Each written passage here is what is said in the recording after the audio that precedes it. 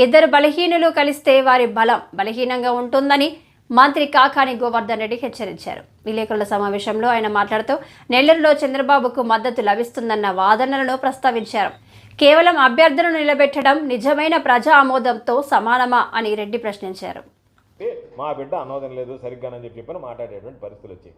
కాబట్టి ఈ గోబల్స్ ప్రచారంలో సిద్ధహస్తులు మాట్లాడడానికి ఏదో ఒకటి జరిగినటువంటి నెపాన్ని ఆత్మస్తుతి పరణినతో బ్రతికేటువంటి వ్యక్తుల గురించి మాట్లాడాల్సినటువంటి అవసరం లేదు.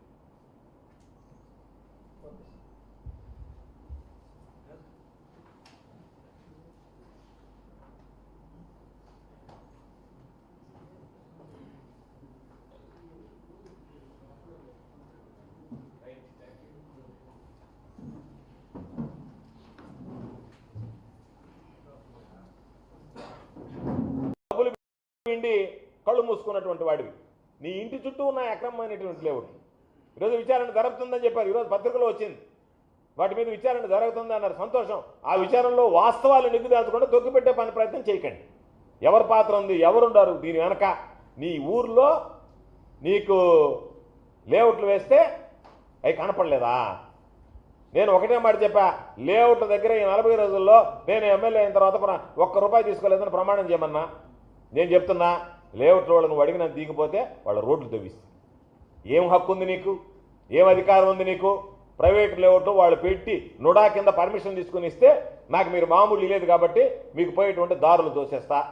లేదనుకుంటే వాళ్ళని పిలిచేది ఎవరినో ఒకరిని, రెవెన్యూ వాళ్ళని, దాంట్లో గవర్నమెంట్ ల్యాండ్ కలిసిందని చెప్పి మీరు మాట్లాడండి, నా దగ్గరికి వస్తారు, నేను డబ్బులు వసూలు చేస్తా.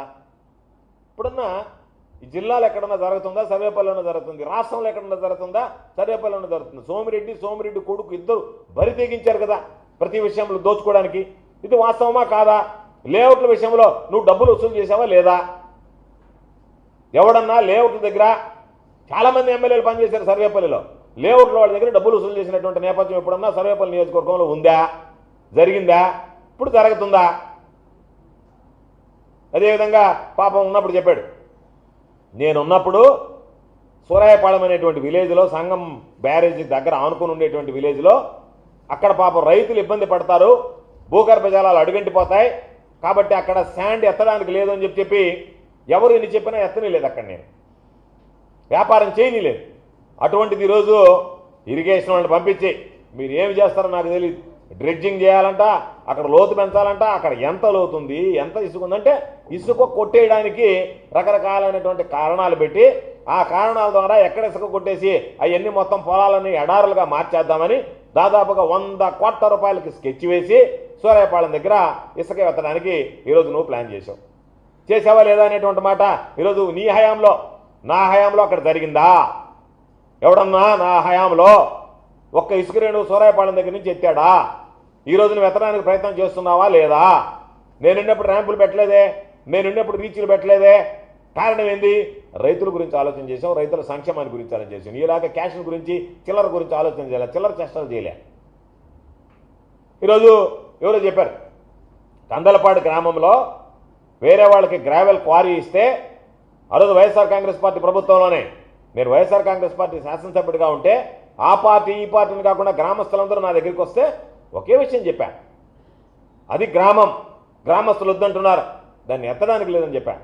నష్టపోతామన్నారు, నష్టపోయినా పర్వాలే, మీరు ఏదో ఒక విధంగా ఎవరైనా ప్రత్యామ్నాయాలు చూసుకోండి, ఎవరు ప్రభుత్వంలో ఎవరిచ్చినా దాన్ని ఎత్తడానికి వీలు లేదని చెప్పి గ్రామస్తుల కోరిక మేరకు క్వారీ ప్రారంభించారు. ఈరోజు చంద్రమోహన్ రెడ్డి వాళ్ళందరినీ పిలిచి పాత ప్రభుత్వంలో ఇచ్చినటువంటి క్వారీ పర్మిషను మనం ఆపడానికి లేదు, ఎందుకంటే నీకు క్యాష్ పడిపోయింది. క్యాష్ పడకపోతే కదా గుండె పోరాటం గుర్తుకొస్తుంది. క్యాష్ పడిపోయిందంటే కండ రిలాక్స్ అయిపోద్ది కదా, అందుకని నీకు పాపం ఆ గుండె రిలాక్స్ అయిపోయింది. పోరాటం ఒప్పుకోవడంలే, క్యాష్ని క్యాష్ కోసం తాపత్రయపడుతుంది. ఓ పక్క డబ్బా, ఓ పక్క బ్లాక్ మెయిలింగా, వీటి కోసం తాపత్రయపడేటువంటి నీ గుండె పాపం ఆ డబ్బు చూడగానే అది ఆ తాపత్రయం పోరాటాన్ని వదిలి అంటుంది.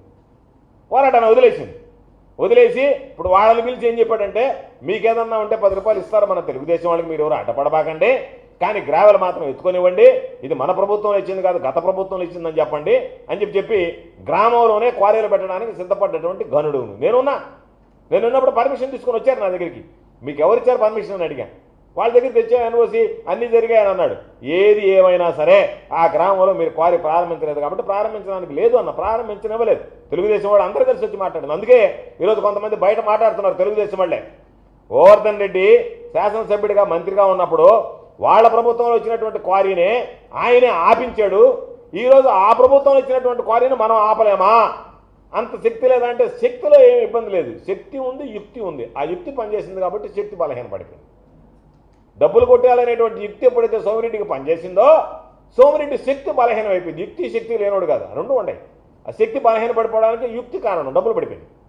కాబట్టి అక్కడ సంబంధించినటువంటి దాంట్లో అందుకనే నేను చెప్పేది ఏంటంటే చంద్రబాబు నాయుడు గారు మాటలు చెప్పడం మాని నేను చెప్పినటువంటి డిస్టిలరీస్ మీద ఎంక్వైరీ చేయించి, నేను చెప్పినటువంటి కంటైనర్ టెర్మినల్ మీద విచారణ చేయించి, నేను చెప్పినటువంటి మీ వాళ్ళు చేసే దౌర్జన్యాలు బలవంతపు వస్తువులు ఏదైతే ఉన్నాయో కంపెనీలకు సంబంధించి వాటి మీద విచారణ చేయించి, అదేవిధంగా ఫ్లై యాష్ బల్కర్ల మీద విచారణ చేయించి, శాండ్కి క్వారీకి సంబంధించి గ్రావెల్కి సంబంధించినటువంటి క్వారీల మీద విచారణ చేయించి, లేఅవుట్ల దగ్గర డబ్బులు ఎమ్మకొట్టుడు కొట్టి వాళ్ళని బ్లాక్మెయిల్ చేసి ఇబ్బందులు పెడుతున్నాడు దాని మీదే విచారణ చేయించి. కాబట్టి ఈ పోరాట యోధుడు ధర్మల్ విద్యుత్ కేంద్రాలకు సంబంధించి పోయాడు. ఆ ధర్మల్ విద్యుత్ కేంద్రాలకు పాపం అందరూ ఏదో కమ్యూనిస్టులు అందరూ కలిసి చేస్తున్నారు పోరాటం. పెద్ద జెండా ఎత్తకపోయాడు. వాళ్ళు మన చిన్న చిన్న జెండాలు కదా అని ఆ జెండాలను తీసుకొచ్చి ఈ జెండా